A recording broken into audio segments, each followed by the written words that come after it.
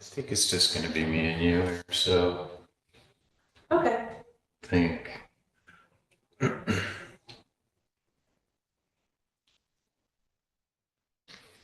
Recording in progress. Oh, we can.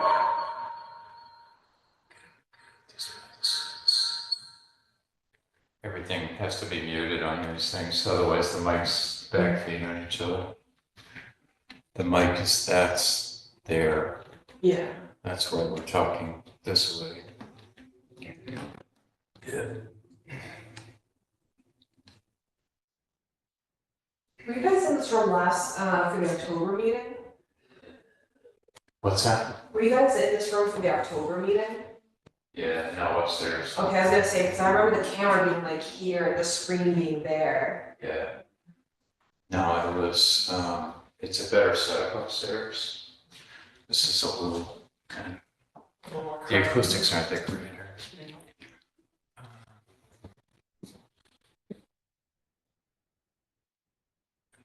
Oh, yeah. All right, so there's 3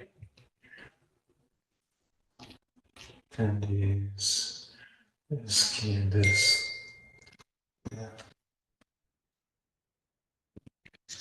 Yeah, all right. So, come over here.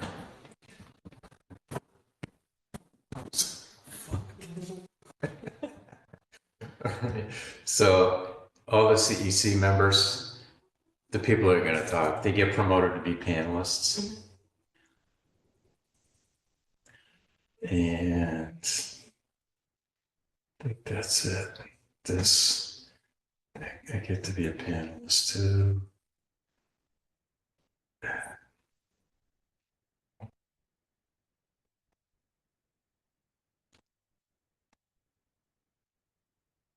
Participants.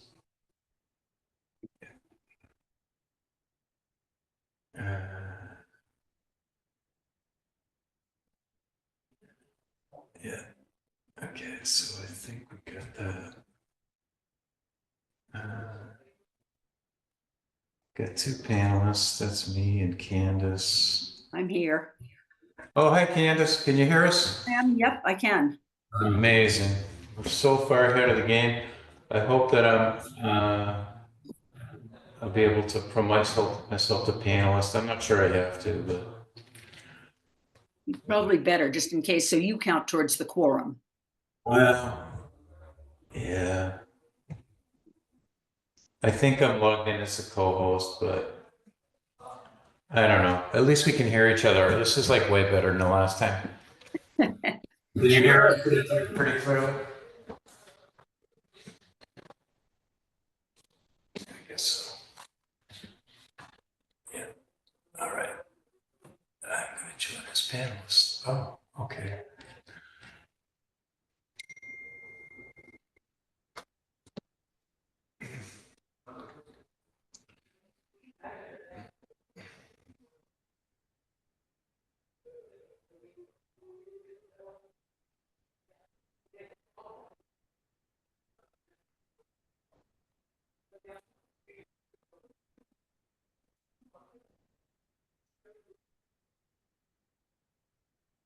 Okay, good. Well, we got 3. So, Is there anyone else hanging in the waiting room to be promoted, or is it currently? no, not yet. Okay, I'm looking at the participants.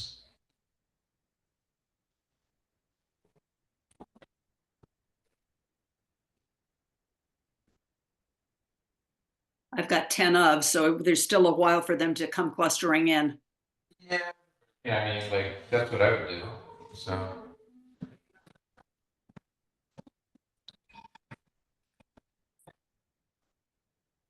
Let's see.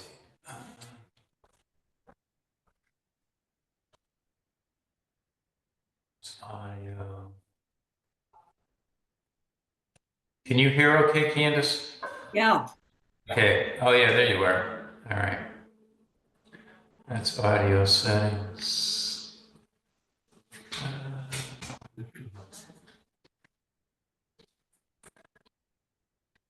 I'm just going to quickly call out to my brother downstairs that where my Okay. car keys are. I'll be right back. Yeah. Let's see if we can. Hey, Jim, Yeah, you guys need to move my car in order to get out. My keys are on the dash. okay, whatever. Yep. Okay. Thanks. Let's see.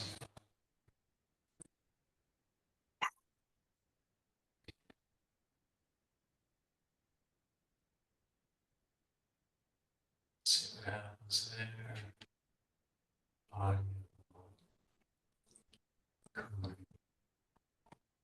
It's full screen. Captions. Well, I guess.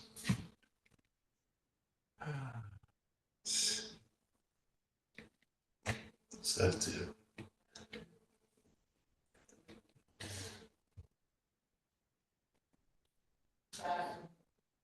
What did they do in the other meeting you were? Did they do gallery or just the speaker? Remember? In October? No, I haven't been to any of the other. have you online ever been to any ones. city? I bet. Sam, would gallery just show each of the members in a little grid? Oh. It'll be like that. Can you see? Can you see us? All I can see is myself at the moment, but maybe I can change that with, Yeah. let's see, sign up. Oh, I'll go up to that little view thing in the corner of my screen and hit gallery. Yeah, I think that's how it works. Yes. Well, maybe since I'm the only one here at the moment.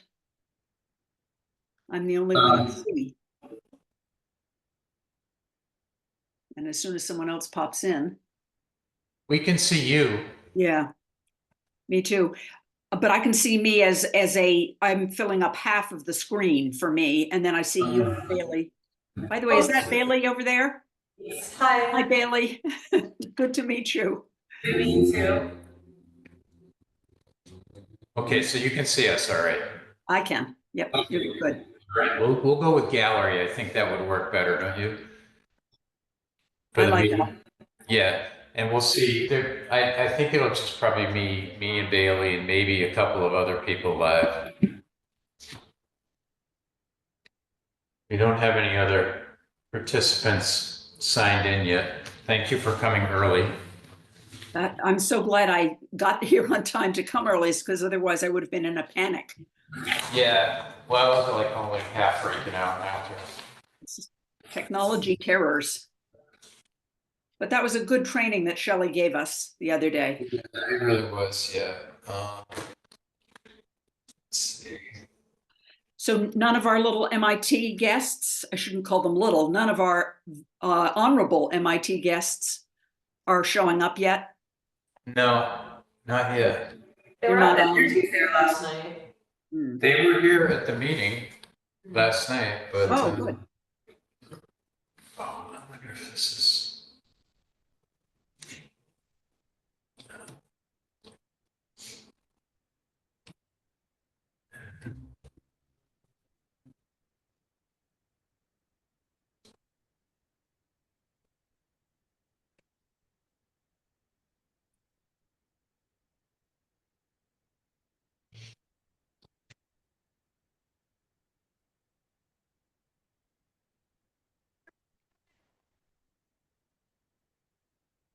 Hey, there's Linda. That email from Candace mean she wasn't coming? She's here. I'm here. Oh, we're Hi, here. Linda. She's not here. Don't freak. I just, I'm in Vermont. huh? I'm in Vermont. You Yeah. said something about passing the baton for another 2 months, and I thought you meant now. It's all right, even if you'd been brilliant and eloquent, which of course you were, I would have still totally screwed it up. So we're not being recorded, right? Hello. Yes, this is. I think being we are recorded. right now. Just haven't started the meeting yet. So say only nice things. All right. We're fine. Yeah, thanks, Sheila. Thank you. What she said. See, it's my nerves the last time, I anybody else's nerves. Yeah. She was certainly doing the darndest to make it up.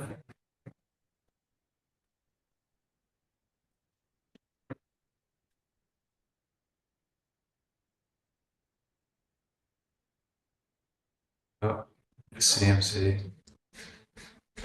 Oh, good.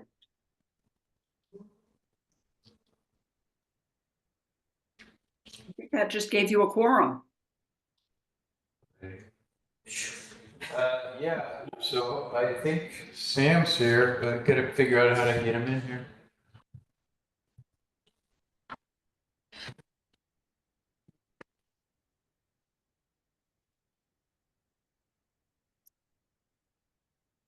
Is this the moment, Sam, when you promote Sam Z? Trying to find him here, Candace, Oh. find him. Yeah. Oh, there's Sam, yeah.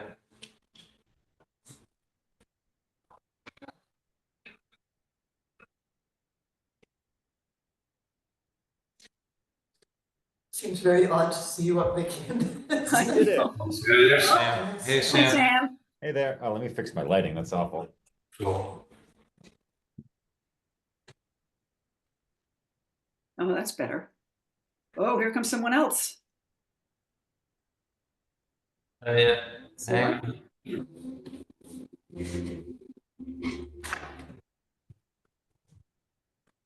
Yep, okay, good. We made it to panelist. Yeah. We got trained up yesterday after the 9-month delay getting these hybrid meetings going, so Well, Dawn it's breaks. good so far, so that's great. Dawn breaks on Marblehead. See, so we do have a quorum, so that's a good thing. We got 3-4 minutes. Let's see. Should I close the door or not yet? It's not 5, is it? Or is it? Nah, give it a few minutes. Thank you, though. 4:59.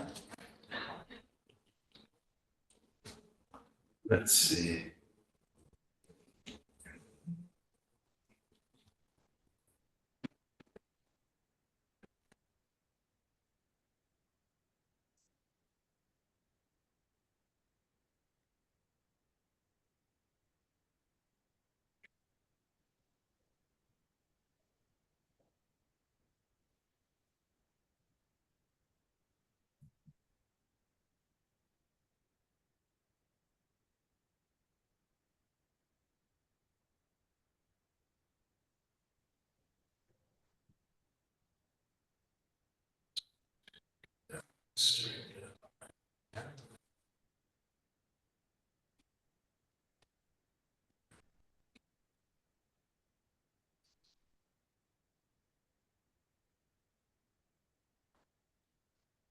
There's Valerie.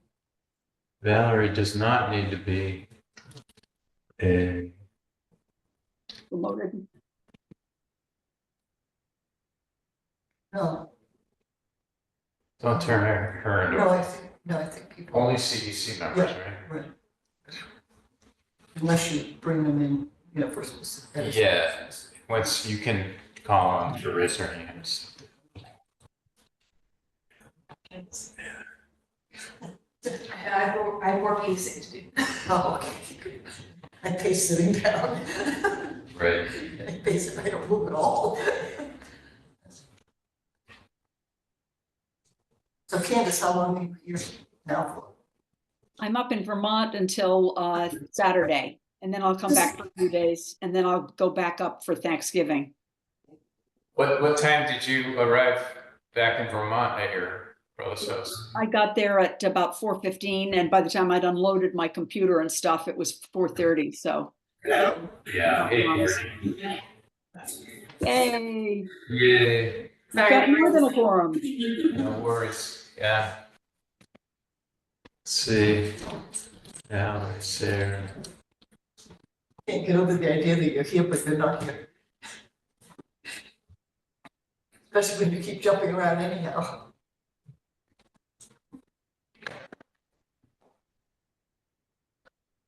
Three. They're there. Just sitting there. Sam, Placeholder for now. remember about the microphones have to be off on the laptop so that you don't get reverberation? Yeah, this turned off. Oh, Yeah. good. Okay. Oh, and yeah. Mute your mic. Yeah. All right. So there's a MITer. Okay. Let's see what we got here. Cool. Panels.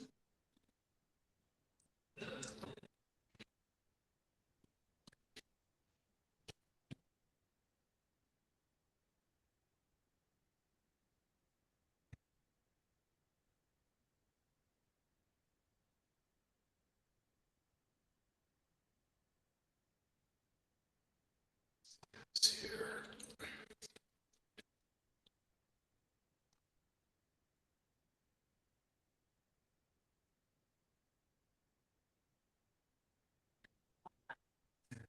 If you go to the buy and choose, you have COG gas. It's this one. Yep.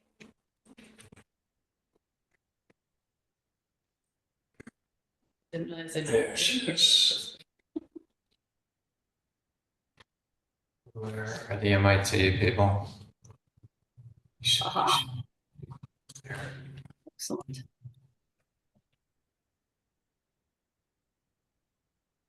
Let's see.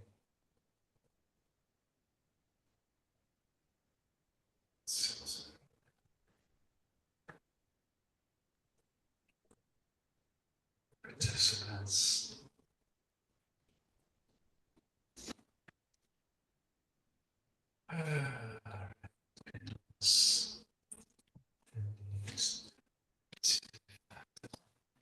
How are you? Thanks for coming.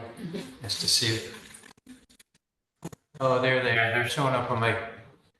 They're not showing up on this screen. Hello, MIT. Can you hear us?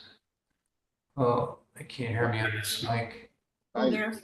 Can you guys hear us? Colin? There you go. Yep, I can hear you. Okay, we can get going. We've got everybody we need here. And bear with me, we are at least in communication this evening. So,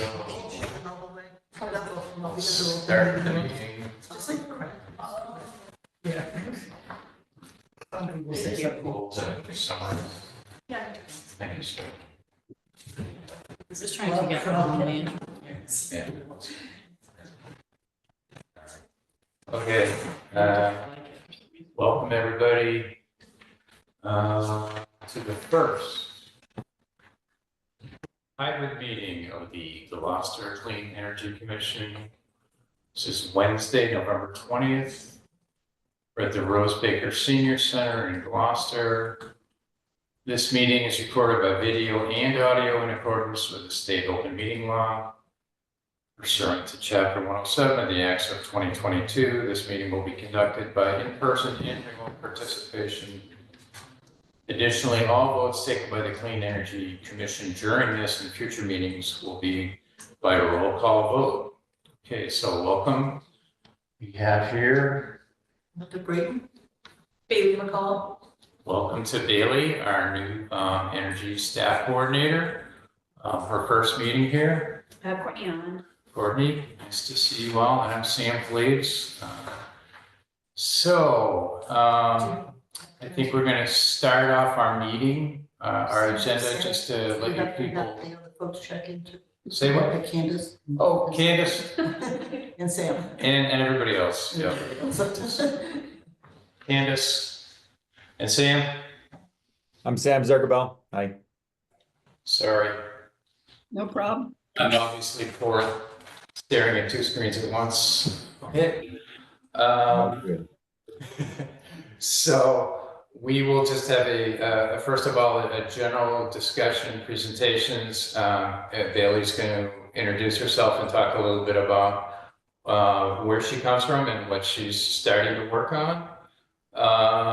We'll do the approval of the draft minutes for June and July of 2024. If you happen to go to those meetings. we do a brief update. I'll give a brief update on the city council approval of the CEC ordinance changes that we did back in July. Other business events and announcements, anybody that has anything, and then we are fortunate to have the MIT Renewable Energy Clinic presentation folks with us tonight. I was lucky enough to meet with several of them last night. Coyote is here. Colin, I haven't met you in person yet, but it was really nice to get a feel for the project. And okay, so why don't we start out, and I'll give a brief introduction of the MIT piece when it comes up. But let's start out with Bailey and talk about, introduce Bailey McCall, our new energy coordinator. Hi guys, I'm coming out of Peabody City Hall as a part-time city planner. I help them wrap up their green communities application and help budget their designation grant. We worked a lot on weatherization, and I got the city a grant to do a green roof in the downtown area. I helped them connect with a new person to take my role who will hopefully carry on the sustainability focused projects that I was trying to promote throughout the city. I come from Salem State as well, going through their geography and sustainability department, working under the Salem State Sustainability Coordinator for 2.5 years. So I'm pretty new, pretty green, no pun intended. But right now, Gloucester, I'm focusing mostly on a geothermal network project that kind of got put in a lull while there was no sustainability coordinator here over the summer. I'm also trying to catch up with green communities, making sure we'll be eligible for the next round of funding. And yeah, those are my two biggest things right now, with small like weatherization and networking projects here and there. A lot of catching up. When did you start? I started the end of October. Oh. Well, welcome. Thank you. Great. Yeah, we're very fortunate to have Bailey, particularly in light of recent changes. Not all communities have retained their energy coordinators, so we are very fortunate to have a talented person like Bailey join us. So, any questions? Anything? Anybody? Ask Bailey anything else? Okay, great. Okay, for those of us who were there, I hope you had a chance to take a look at the draft June and July meeting minutes that I sent out back in October. Any edits or can we move to any comments? Looked good to me. Okay, great. I will make a motion to adopt the June meeting minutes and the July meeting minutes of the Clean Energy Commission as drafted. Do I hear a second? I'll second it. Go for it, Sam. Sam seconds it, and Linda. And roll call vote. Courtney? Aye. I vote aye. Aye. Linda votes aye. Candace? I was not present, so I better abstain. Okay. Well, actually, I wasn't either. I should have said. And okay, well, they carry nonetheless. Very good. Vote is 3 in favor and 0 opposed, or 4 in favor, 0 opposed. A couple of abstentions. Okay, very briefly, going back in time, we were able to meet with the city council after several of us met and worked last year on some proposed Clean Energy Commission ordinance changes. The gist of the meeting, all of which were approved basically by the council unanimously, with one small change made by the council, is that we will now be allowed to add 2 additional associate members. they would be sort of in a standby position. They won't increase our actual membership to 9, but this is in the age of difficulty in online meeting attendance. This is something that our previous energy coordinator suggested that a couple of other commissions have used. So in a pinch, when people are busy or tied up, we have yet to add these people, but we're going to find 2 other interested folks who would be able to attend, follow the workings and proceedings of the Clean Energy Commission, and if there's a need, that they be allowed to come to the meetings and vote.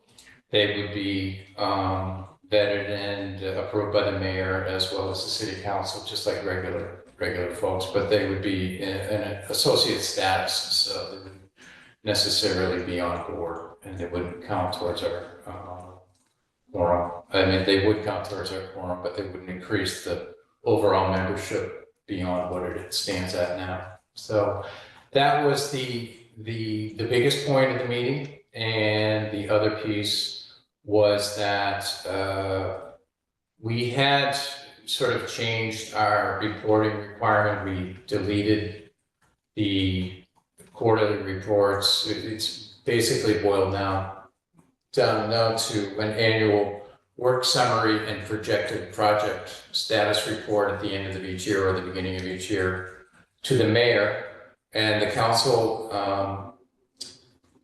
suggested that they would like to receive a copy as well. So we will copy the council on that when we do it, and that was about it. Any questions? Great. Okay. So Yes. now that they've approved it, do we have to like submit a final version that has those amends or? No, it's been done. Okay. There's a final submitted version Got that went before the council, and it's in the Right. Council minutes of July 23rd, Gotcha. 2024. So all those changes are there. Okay, that's it for the sort of standing business. Are there any other announcements, business or events? I have just a couple that I will throw out. One is for events on, let's see, it's going to be, said that. It's Go the ahead. geothermal event. Geothermal, what day did that wind up The geothermal event is December 9th, here at the Rose Baker Senior Center from 6:30 to 8. being? Right, that's the one I wanted. So you're all welcome to attend. I think that's gonna be strictly live, right? I believe it's, yes, strictly live. Yep. All right, so that is going to be hosted by Tom Green.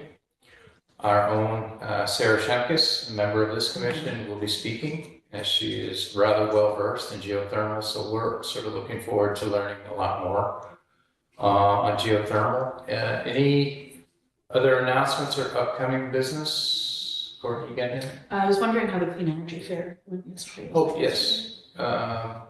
Bailey, you want to talk about it? We don't have a final number of residents who were there. National Grid reported 75 people attended their booth alone.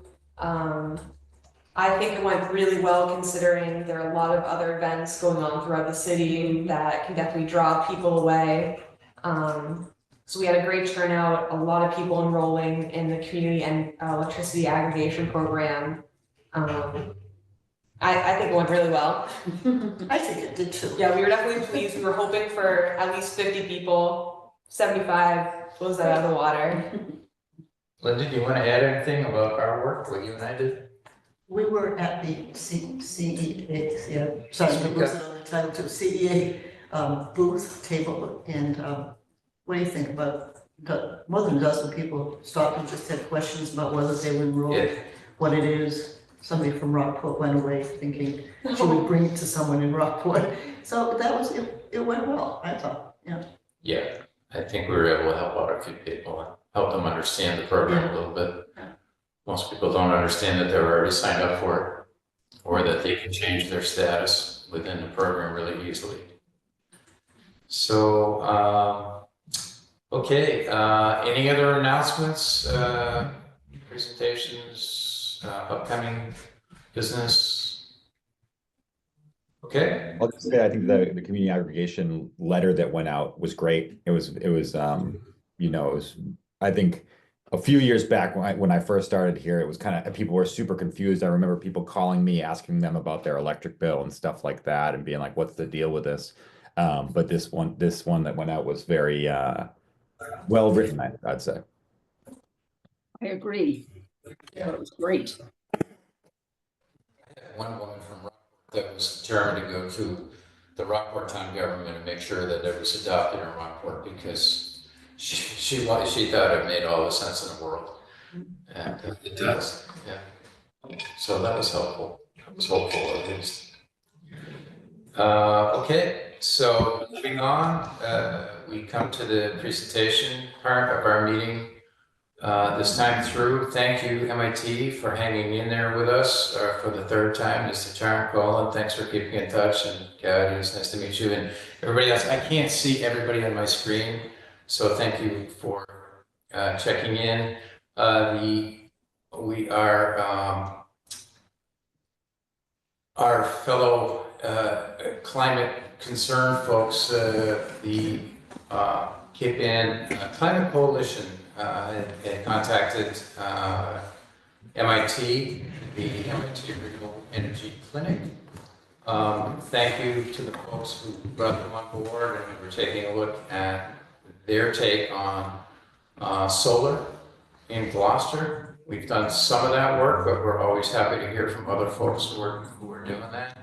Just a brief introduction, the MIT Renewable Energy Clinic pairs student teams with community partners to engage in joint fact-finding, mediation, and collective discussion to resolve renewable energy siting disputes.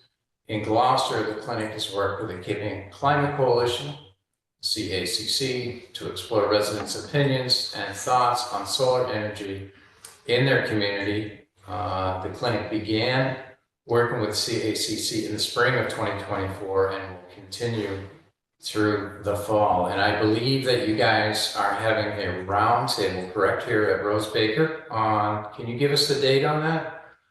I think I saw a flyer. Patty, have you got that in front of you? Yeah. Hi, everyone.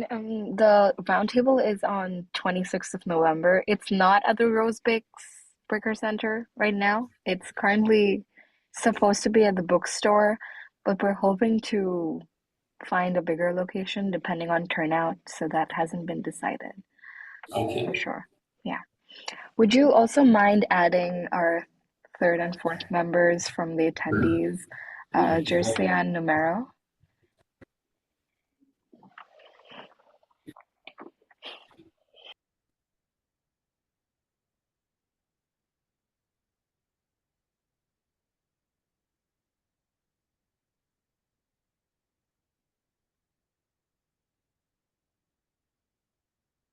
Great. Is that Jersia? Yes. Jersia? Okay. Yes. And Numero? Great. I think I got you both.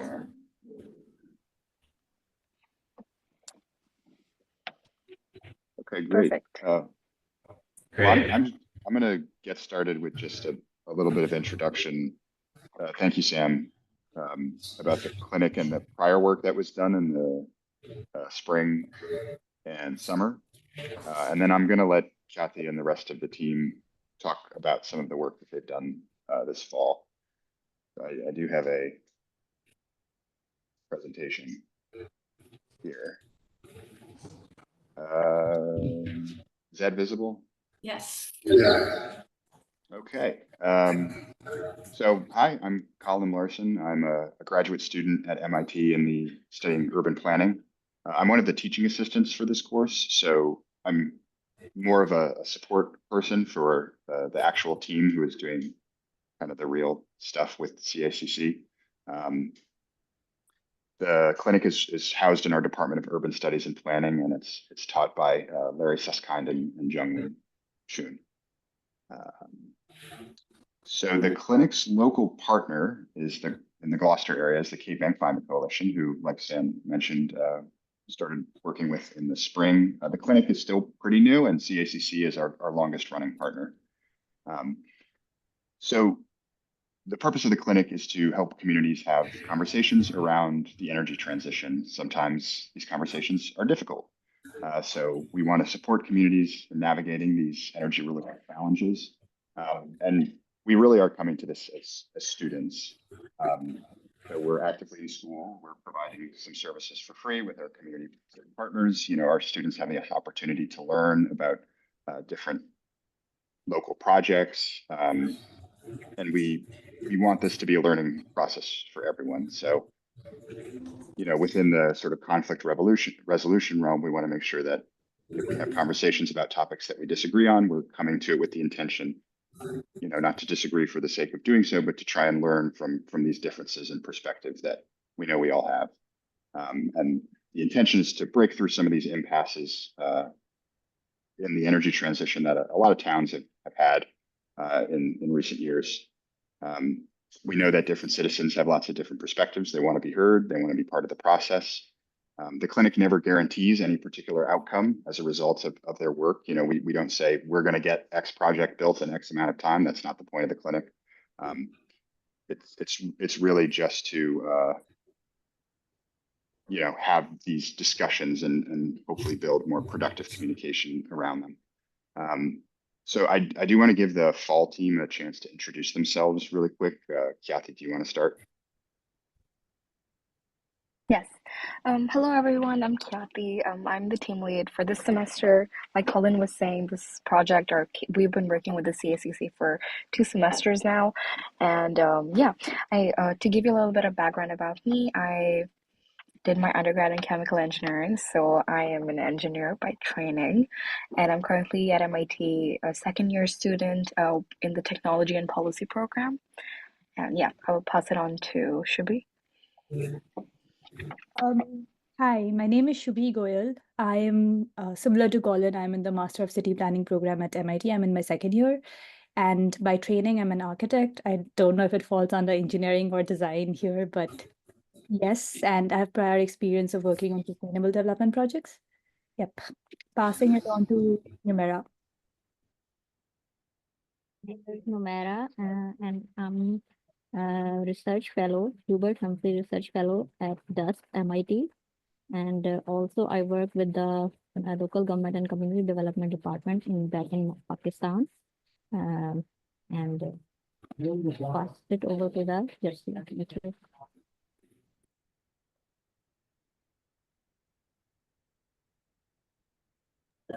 Jersia. Jersia.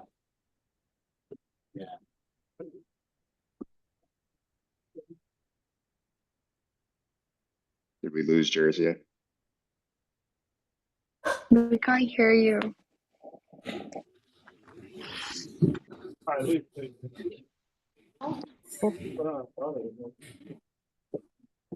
Just keep going. Okay. Well, Jersey, we'll come No? back to you if you figure it out. I can hear her. Okay. Can you hear me now, So- Colin? Oh, yeah, go ahead, Jersey. Okay, so Jetsia Souza, Research Fellow. I'm here also as part of the Humphrey Fellowship. I have previous experience in petroleum and natural gas engineering and also in community engagement. Thank you.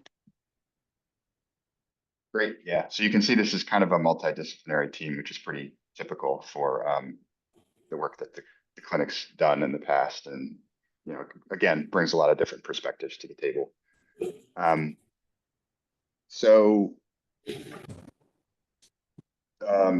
As was mentioned, the work that the clinic is going to be doing in the fall will build on what we've done with CACC in the spring and summer.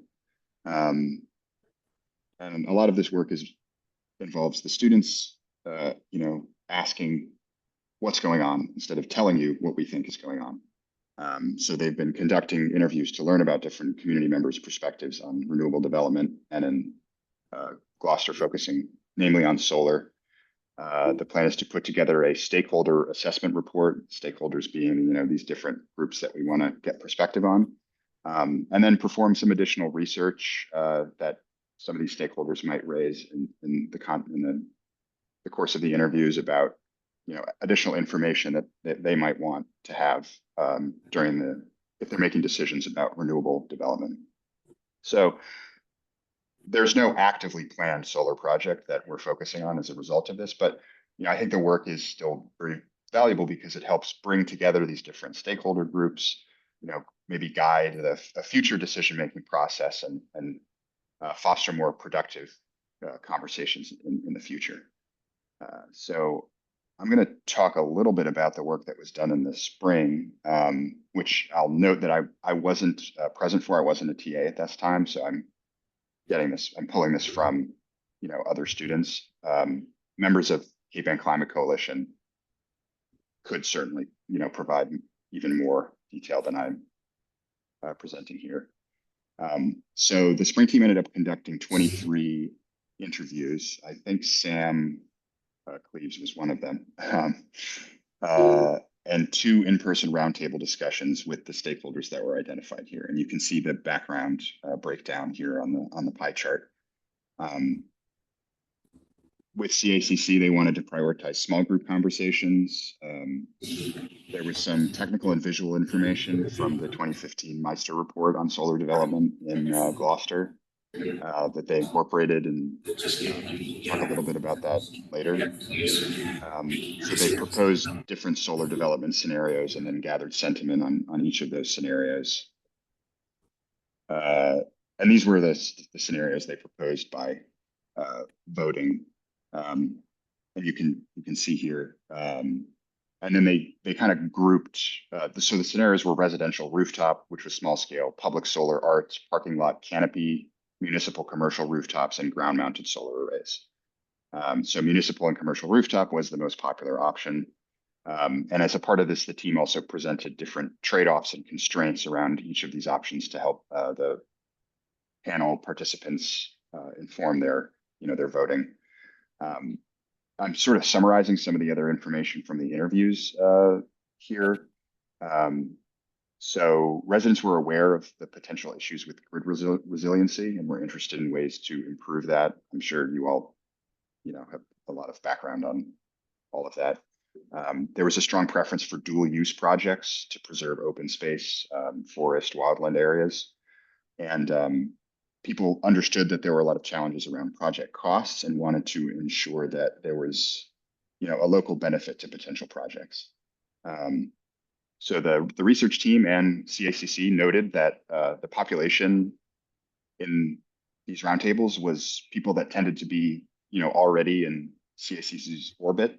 So a lot of people did have prior interest and knowledge in renewable energy and were generally enthusiastic about that. So as I'll get to in a second, one of the goals moving forward is, well, how can we expand, that nexus of people that are having participating in this conversation to include, other groups. So the summer was done by an undergraduate. Summer assistance work was done by an undergraduate researcher, Haley Brock, who helped CACC with a tabling effort at the backyard growers farmers market, and then did a pretty brief report on the grid overview based on some of the interviews that had been done in the spring and people mentioning this concern about grid resiliency and adding capacity. And some of that research that she did also just sort of confirmed what people had been saying about, the local grid being somewhat precarious and limits about additional energy generation. I would note quickly that, the clinic's focus is not technical. We're not engineers for the most part, and we're not seeking to provide like strict technical guidelines on how a project should move forward. So this is mainly just background research to help inform stakeholders. So I'm going to let the team talk a little bit more about some of the work they've been doing thus far. But a full stakeholder engagement process that you typically do is, professionally can take 12 to 18 months. So that's why it was important for us to follow up with CACC and continue this work. And as a part of the work in the spring, there were several stakeholder groups who CACC and the clinic team felt that they were not included, in the effort. And that's been guiding the work that the team has been doing this semester. So some of those were youth, younger people, ages, 18 to 34, that kind of demographic. There's low and moderate income residents. They also identified some other groups that are potential for future engagement, non-English speaking residents, dissenters who maybe feel very strongly, have maybe negative opinions about solar. Their voices are important too. And then business owners who might be driving some of these larger rooftop solar efforts, these dual use efforts that people identified in the initial engagement period. The team in the spring also pointed out that community engagement efforts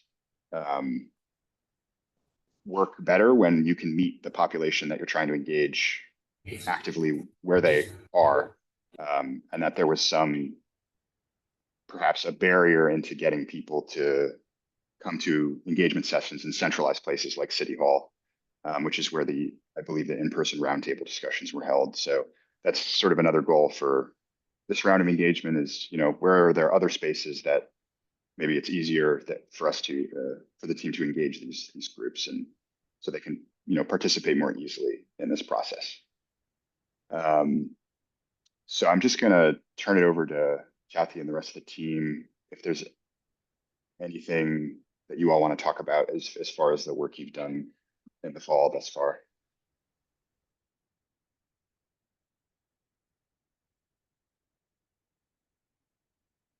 Does anyone want to take it, or should I? Okay, I'll go. Okay, so to give you a little bit of a brief of what we've done, we very much went off of what the spring team did, because CACC told us that their approach was very successful, and they really wanted us to sort of conduct a roundtable with all of the stakeholders. Like Colin said, the stakeholder groups that they did want us to focus on were the younger people and low and moderate income groups. So what our process says, yes. Wait, did I hear a question? No. Okay, sorry.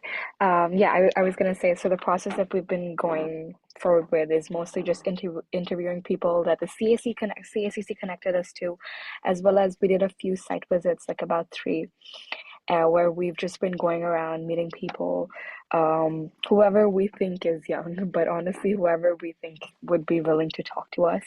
And we've just been basically gathering their general sentiment on not only solar, because solar can manifest in many ways. It could be as personal as someone deploying rooftop solar, or something as very large scale as utility scale solar. So we tried to ask people about the general sentiment of solar and try to get from them if they had any I guess, stronger pro/con opinions on solar, but we also made sure to ask them how they in general felt about climate change and just concerns about living in Gloucester and its current energy landscape.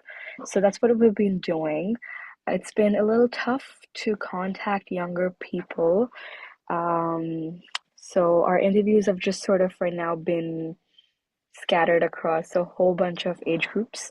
The younger people that we have spoken to are not very involved in Gloucester's day-to-day work. They tend to live in Gloucester because they're there with their parents, because I've heard housing can be really expensive, but they all tend to work outside of Gloucester in the city, and therefore were not present to come back for a roundtable, which was at 5:30. So that's been the general feedback. We've been trying to do a little more engagement with people online on social media, so we will definitely have a more stronger evidence/report in about 2-3 weeks that we will also present to CACC, and I'm sure they will communicate to you. But if anyone has specific findings, or if y'all have questions about specific groups, we would love to address, because right now we haven't really written down all of our findings, but we've been going through a lot of interviews with a lot of people, so there have been findings in all of that. If you have questions, we would love to answer. So yeah. Yes, I did just want to throw up here, we would very much welcome input from you all on you know, potentially other stakeholder groups that you think should be involved. If you have suggestions for meeting venues and formats that you think we may not have the opportunity to deploy in the fall, but if we, you know, hopefully continue the work later on, you know, we can do that too. If there are any lessons from previous renewable energy discussions in Gloucester that you think would be very relevant. I think some of you have been interviewed through this process at one point or another. So apologies if you have already shared this information. So yeah. Are there opportunities for people to take part in more of a like virtual roundtable is not the correct phrase, but I'm even thinking of just like a baseline survey. If you've got people 18 to 34 that work outside of the city, they can give you their feedback on their own schedule versus participating in an in-person roundtable in City Hall. Yeah, absolutely. Yes. Also, feel free to jump in, the rest of the team. But yes, we do have a survey. We had prepared one for these cases that people who don't want to speak to us. We just we haven't sent it out to those people that we met on the street because they would rather just talk to us rather than pull their phones out.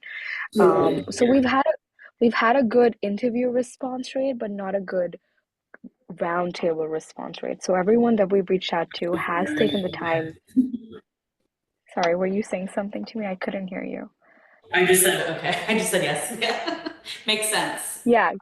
Yes. Yeah. We do have a survey that we do plan to put out on social media. So it's a short survey that we do plan to put out so we can get more responses. But yes. Candace, you have a question. I'm curious about whether you've had any chance to approach through the schools, get some youth opinion. There may be courses that are given at the high school that would welcome a chance Right. to have back and forth with you. Yes, we did. It did strike us to do that, but I think it sort of coincided with the time of the strike. Oh. And yeah, because like we did get a few connections. I think like the more people we talked to, we had definitely had the idea that when we talk about youth, it'll be so much easier to sort of collect younger people because it can be done from one person by a teacher or a school email. Like, you know, you just need one person in this group to collect a bunch of people. We thought it would be easier, but I think it very much overlapped with the time of the strike and everything sort of just been up in the air. And we happened to do a lot of our interviews and roundtables in the month of November because we were preparing. But yeah, I do agree with you. I think it's quite easy thing to put together and would be a really interesting discussion to have.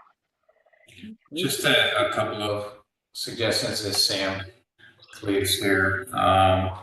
I don't know if you contact the YMCA, but they have a really wonderful space and a lot of youth groups coming through. Really good conference room space if you guys want to run a workshop over there. Great parking. And in terms of low and moderate income, that is always the hardest group to contact. My background as a planner, usually you have to go to them. The place that everybody goes in Gloucester eventually is Market Basket. And so if you have a couple of people that are willing to go out and stand and ask questions for a couple of hours, like say on a Saturday or, you know, time when people go shopping, you'll probably get pretty good feedback there.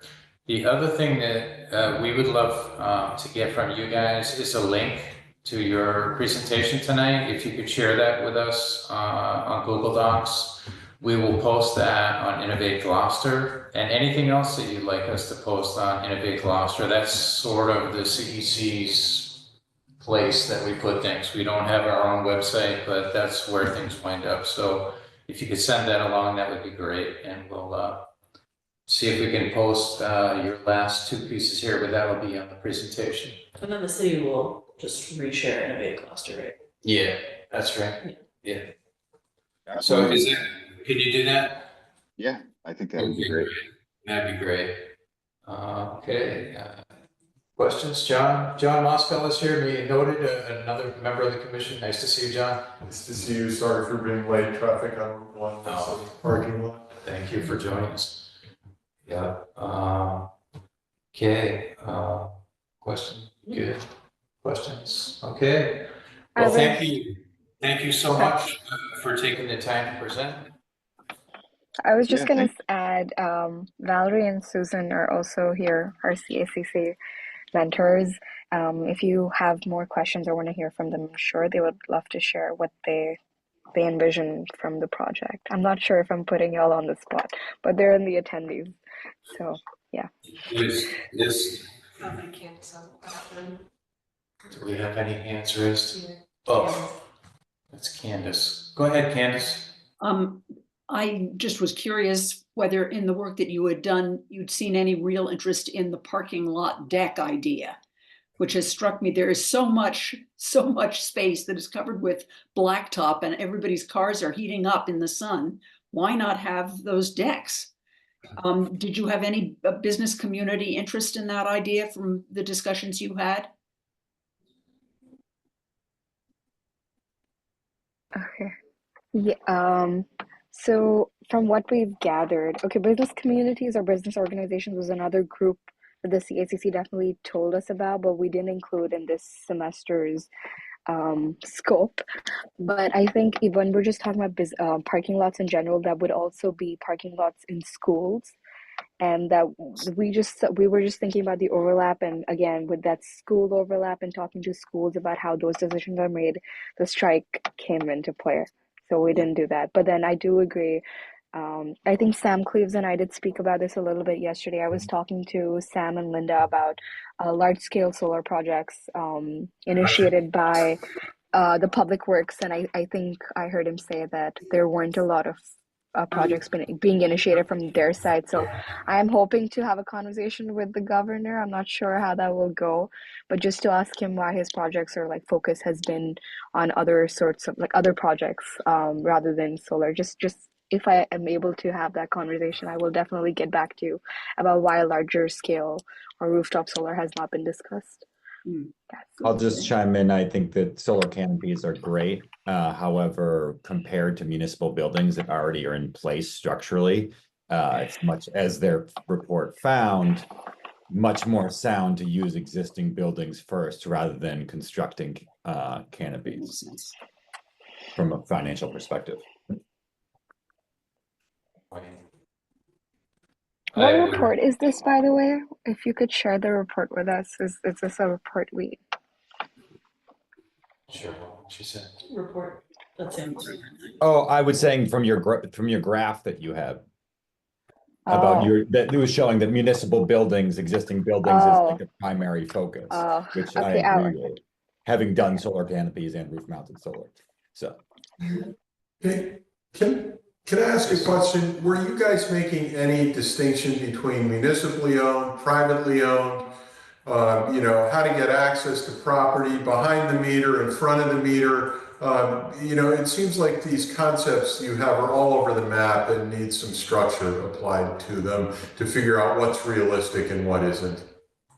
yeah, I think, most of the work that the spring team did in an effort to not overcomplicate the engagement session, they didn't try and get too into the weeds about, the technical or financial specifications of any specific project. I think the weeds are important here because I talk to people all the time and they're like, why don't we have solar all over here? And why don't we have wind turbines here? And why don't people just build them? And somebody's got to own them, somebody's got to operate them, somebody's got to maintain them, some bank has to finance them.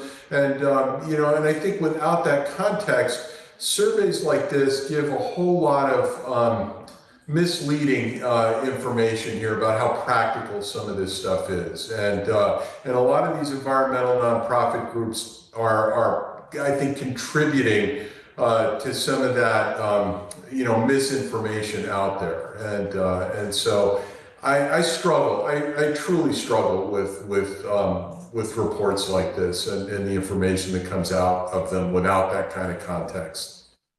The clinic's focus generally, and within this project as well, it's less about assessing the technical feasibility of any given project, because the focus of the research that's been done by Jungwoo and Larry has really been community-led opposition to renewable projects, not on the technical standards of any given project, but for other, community-based reasons, which could be aesthetic, perceived environmental impacts, that kind of thing. I totally agree. All of those concerns are very reasonable, and they do impact the feasibility of any given project. It's just I think a bit outside the clinic's, frankly, our expertise. I feel so. I totally understand that there's a lot of nuance when we talk about solar setups. And I think a very general way in which we're trying to address this question is in our survey, we have a question about what people think how solar should be like operated, in the sense we're asking them, do you think it's a government responsibility, it's a personal undertaking, or like is it the private like companies? So we definitely try to ask them who do you think bears the responsibility for this deployment. So we're trying to ask them in a more umbrella way. I know that does not apply to every scenario, because rooftop solar is definitely more personal and is an individual undertaking, but we're still trying to gather what people think. Like, we did hear from people that were like, why are you asking us? Isn't this like a government project? Like, we're not involved. So I guess there's some value in that. It's definitely not the crux of the question you're asking, but I think there's some overlap. But I think there's an apples and oranges context in some of your questions and data in here. And, and I do think that context is important, because there are projects and types of projects that residents actually have input on, and other projects and things where they don't. And I think that's important for folks to understand. Well, I think that's a very fair point, John, and it is. I think we're all learning as we go along. Part of the process that we're engaging with is trying to get better communication between some of the nonprofits and city commissions like this. We deal, if you don't know, our charge is really dealing with municipal properties, period, and we are happy to hear and entertain and learn more about private property, but this conversation last night with a couple of folks. For instance, we are looking hard at, we have looked pretty hard at municipal buildings, and if you stick around for our overview, we are looking at our drinking water treatment plant for rooftop solar, which is our largest piece going forward. It's a building that can take it. It's a really good application. It's our second or third, it's in our top 5 energy users. So it's something that has taken some time and is still taking some time to pull together. But it's a fair point. A wide net catches a lot, but it's not always as applicable, and the communication about what can be done versus what should be done is often far apart. So I'll say, as someone who participated in one of the roundtables at City Hall, I think it was one that was over the summer. Yeah. I viewed it very much more as community visioning, so to speak, and people discussing in a positive way what was potentially possible. And it, to your point, you can get super down in the weeds, but also broadly the audience they're pursuing is not yet the audience for those technical pieces of information, in my opinion. If you're starting in this baseline place, trying to attract people, especially to your points of who are not necessarily already on the ground floor of climate conversations, I think that there's a starting point for communicating with those people that's a little bit different than others too. And obviously I'm not outside of that conversation, but that was just my perception of like the goal of the roundtable that I went to, and that the hope was that there would definitely be more people that weren't just climate coalition people. So just some food for thought. That was just my experience of having attended that event. But good point. Good point. Yeah, absolutely. I appreciate the feedback. yeah. Can I throw in one more thought? Coming from a different perspective, you had mentioned that part of the conversation is about, who is the driver of implementing more solar? Is it the individual putting a panel on the house? Is it business using their own buildings? Is it government using city buildings and property? And there's another thing that caught my notice because my family has a farm up in Vermont that it's a sheep farm. But we have recently been approached by a solar installation company about using some of our agricultural land as a location for solar panels. They're trying to really build big utility scale solar in southern Vermont. And that's another angle that this can come from. And I assume that what often happens with a project like that in a rural setting is that there will be powerful opposition from people who treasure the views and the agricultural use of the land. And at the same time, there's an opportunity for farmers who are broke, basically, to suddenly have some cash in on their properties. Gloucester isn't an agricultural area. In fact, our ocean front is now, very controversial because offshore wind is one thing that you can do with Gloucester's backyard. But I'll be curious to see whether there are entrepreneurs like the ones that have approached my family farm that are going to approach project sites in Gloucester. And we do see along some of the roadways some very large solar farms with hundreds or thousands of panels. We don't have a lot of available vacant land. It's mostly conservation in our Dogtown area. But it would be interesting to see if there are sites that are currently maybe industrial park sites or future industrial park sites which could do this instead and get solar generation that could benefit the community as well. I used to live in Vermont. I'm familiar with the discussions around ag land being repurposed for renewable. Yes.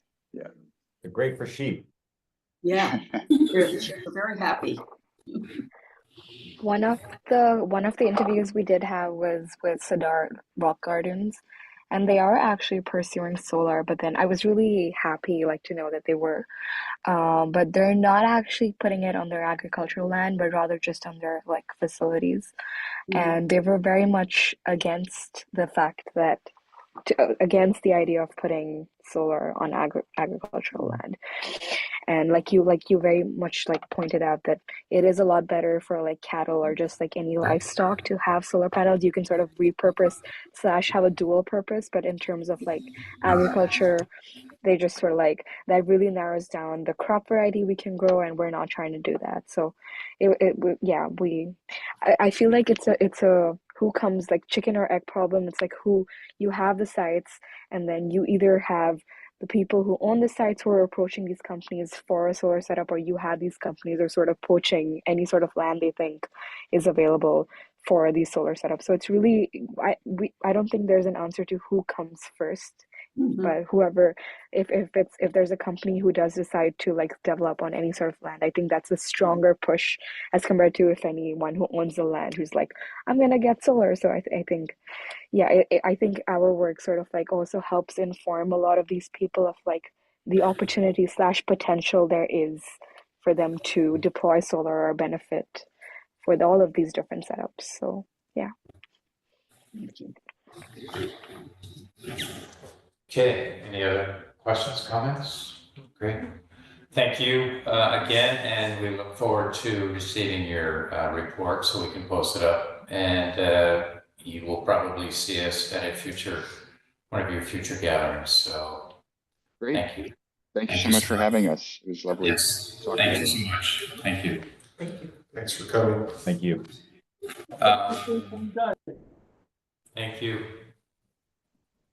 Okay, our next item is looking at, if I can get the right piece of paper here. We're going to do just a review of areas of focus and project for the upcoming year as best as we know them right now. Bailey, do you want to I have, take off. yeah, I have some updates on a few of the points that we have on the agenda. In terms of our EV buses, that is on hold right now due to the teacher strike. It's been on hold for a bit due to our finance and legal department kind of ran into some issues with the contract and some laws that the state has imposed on purchasing EV fleets. As legal and finance handle this, in the community development realm, we're trying to preemptively organize so that when we can move forward, we're already gonna be on top of it. Can you just speak to that for a minute? I believe that you mentioned to me the issue is infrastructure and is separate bidding on infrastructure, which would be charging stations for the buses as well as the buses themselves. Is that the main point, the sticking point? The provider who wants to give us the buses and the infrastructure legally cannot do both. It's a Massachusetts bidding law. Right. Case. Okay. It's we have to create 2 separate bids for each piece. Looking at the advanced stretch code, as of now, I haven't been able to approach city council about it. Personally, I want to do more research into it before I present anything to them. And I would like to pursue the climate leader community status. That seems like a big boon for us. It seems like we're most of the way there. So it doesn't make any sense to. What is in it for us by getting that? Notes. It's under the green communities portion. It's So green it's- communities too low. Yeah, so it's additional grant money. Right, exactly. Keeps us in the game because Yeah. green communities is gonna go away. Yeah. This is, and the advanced stretch code is, what you pay to stay in the game. Yeah. First, community energy aggregation outreach. We just had the energy fair yesterday, like I talked about previously, a really great turnout. We also have the new contract coming to effect, January 2025.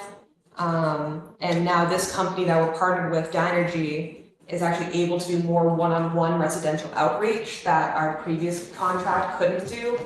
So they can work more with residents who may have these questions and may just kind of, in the past, it felt like stuff was randomly thrown at them and they have nowhere to go. Yeah, one thing to bring up with them about it, because I've gotten probably half a dozen calls from neighbors, is the flyers that are coming in the mail from other third-party marketers of electric supply. And, they keep calling me asking, what does this mean? And is this different from, the aggregation program? Is this different from what I'm already getting from, National Grid? And so there's a, kind of disconnect with the flow of garbage mail coming in there versus what the city's actually providing and offering. So there is a fair amount of confusion. I had that experience too, of people saying, wait a minute, we just got this great offer from, XYZ. Yeah. Choice energy usually.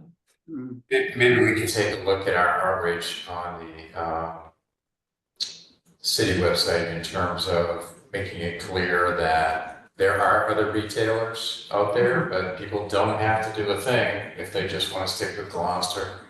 And Yes, it's just a default option. Good for 3 years. Just, you're good. You don't have to do a thing and nothing's going to happen to you if you throw those in the trash. And encourage people to read the full terms of those other deals. Most of those energy brokers have like an 18th month low rate and then they jack it up afterwards. Right. Yeah, so big It's switch. very hard to get out of without paying a lot. Yep. Yeah. Yeah, we got that question several times last night. Yeah, exactly. And people are being stronger, basically. They're getting phone calls, junk phone calls, like saying, you have to sign this, you have to talk to me on the phone. No, you don't. You don't.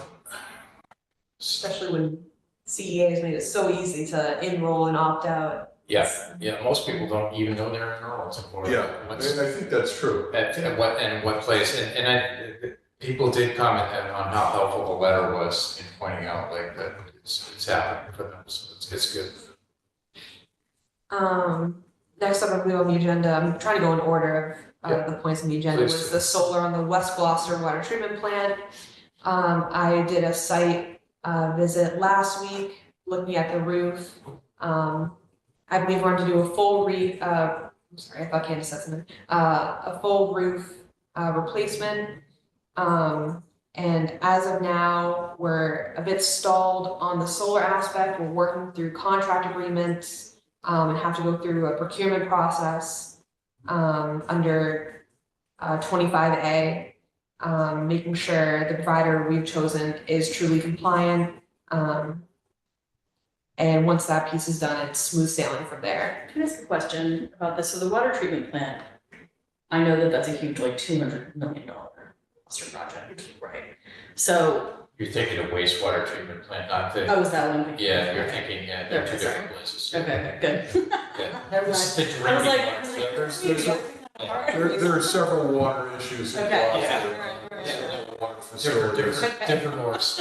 I just was like, it's that horse Yeah. carriage situation. Right. Both ends of the horse. Alright, yeah. Yeah. For the geothermal project, I mentioned previously that the public meeting has been pushed back to December 9th here at the Rose Baker Senior Center from 6:30 to 8 p.m. For the project itself, things have been going really smoothly. We're expecting, there was a slight miscommunication in the schedule, so we're expecting to hear back with a report hopefully in January. We expect it in December, but January works just fine. And I think that's it for the geothermal. Very brief bullet points. As for the communication aspect that was mentioned on like K-band climate, I've only just begun introducing myself and networking with the different climate coalition groups. I'm actually meeting with K-band personally tomorrow.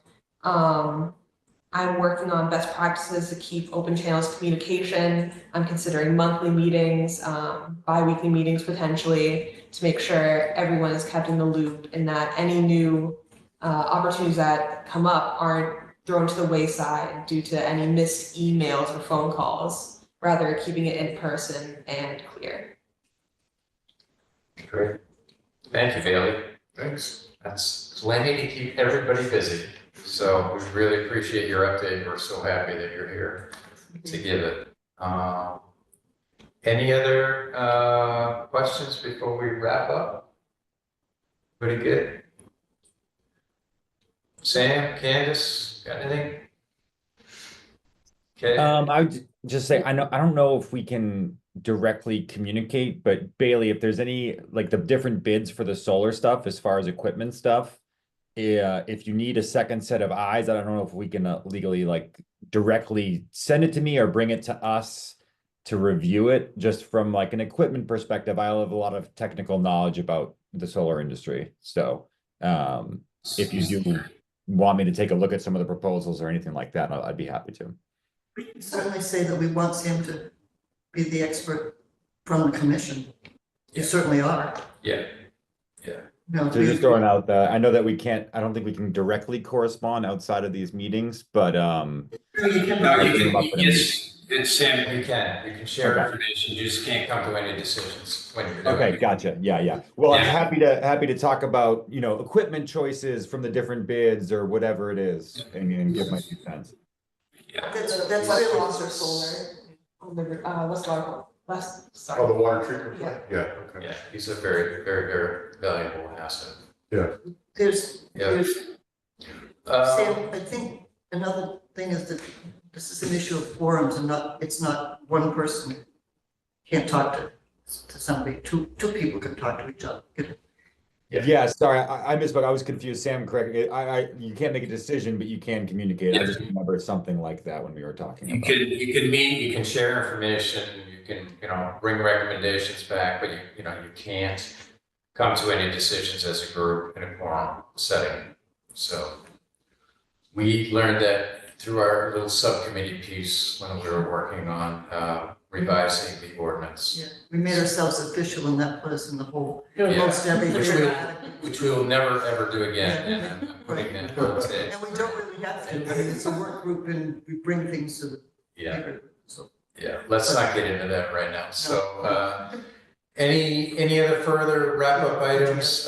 We've got a December meeting coming up. That's gonna be like if we go normally, it would be December 18th. Are people feeling that they want to meet in December, or do they want to push it to January because of Christmas? What's the flavor? We haven't had a lot of meetings, obviously, but this seems like it will work pretty well. It's pretty easy once you get it going. The 18th is fine for me. My preference is almost to like get back on the horse because I feel like Yeah. it's restarted meetings. So what shall we try for the 18th? The 18th is fine. I'm open that day. I would just say, I'm not one who wants to have meetings for the sake of having meetings. If we have agenda items that need to be addressed, then we should meet. Well, I think clearly with new staff on board and a list of things that are ongoing, I think we should get together. Great. And get our marching orders from Bailey as things come up. Yeah, that's great. Okay, so hopefully we'll be meeting on December 18th. I'll check in for quorum if things get crazy. Hopefully we can still pull enough people online and go from there. So without further ado, let's see, Candace, am I missing anything for wrapping this meeting up? I think the only thing is that you'll need a motion to adjourn and a roll call vote. Thank you, see. Do I hear a motion to adjourn? So moved. Second. Courtney? Aye. Roll call, Sam, aye. Linda, aye. John, aye. Aye, okay, motion to adjourn is accepted and voted, Candace and Sam. Same. I'll get better at this. You're doing already great. impressive, Sam. I think this worked so well. Thank you for getting all that training. Oh, my God. Well, thanks for coming down. It's great, and it should be a lot easier from here on out, so. See you all next time. Thank you so much. We'll end the meeting now. Thank you. Good night. Yes. I'm just replying to your agenda with the minutes. Replying to your agenda with the minutes. Is that okay? Yeah. You're tidy. Hi, by the way. Hi, I'm John. Nice to meet you, Bailey. Oh, actually, do I Welcome remember to I need the to asylum. download? Everybody Too here? bad, I like the hour. Yeah, it's nice. All right, so we're gonna end. This is actually the first time I've ever been in this building.